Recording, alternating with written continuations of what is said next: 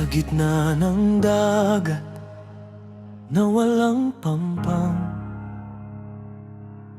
may bangkang payapang lihim ang dalang.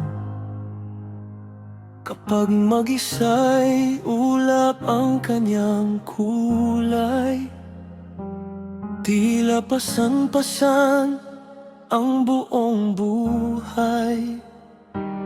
Ngunit sa harap ng masiglang bayan, nagiging sinag sa gitna ng kadiliman. Parang ibong umaawit sa bawat daan, nag-iiwan ng ngiti sa bawat tanawin.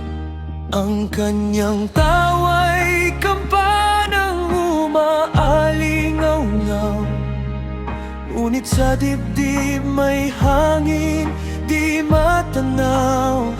Sa likod ng maskarang makinang sinag, may mga luhang tahimik na nalalaglag.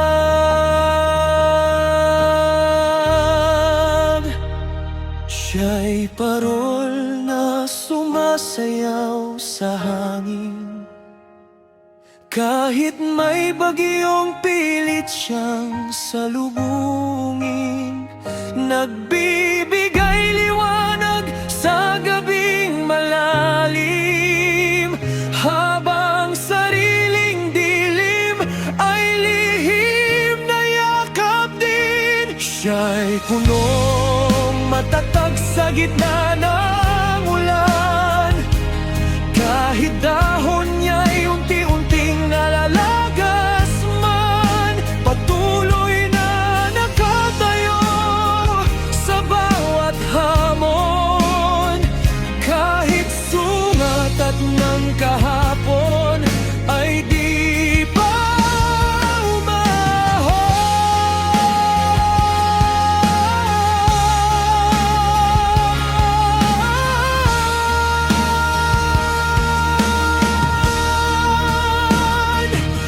mga batong ibinabato ng daan, at mga salitang matalim na pinakawalan.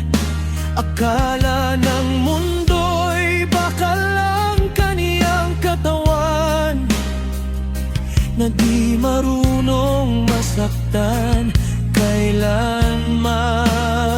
Naghasik siya ng bulaklak sa tuyong bukirin, umaasang may pag-aarugang darating. Ngunit ang mga halamang kaniyang dinilig, unti-unting lumayo sa kaniyang paningin.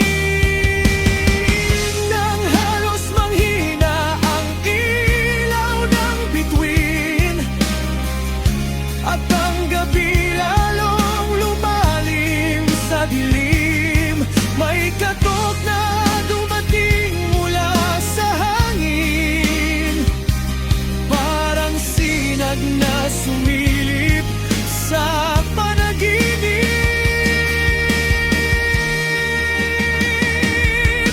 Dumating ang isang kaibigang taglay, munting ginhawang hindi niya inaasahan, at sa isang saglit ng tahimik na buhay, nabawasan ang bigat ng kanyang dalahin.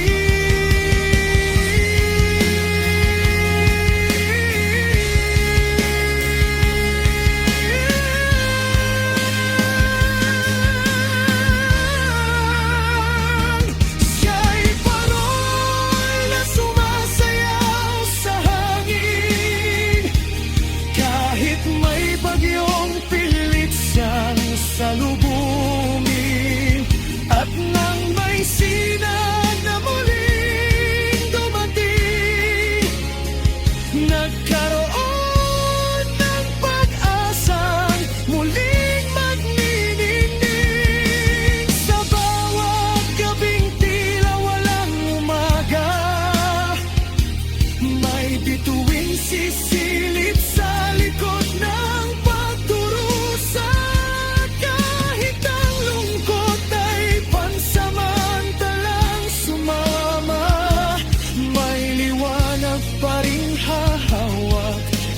kanyang pag-asa.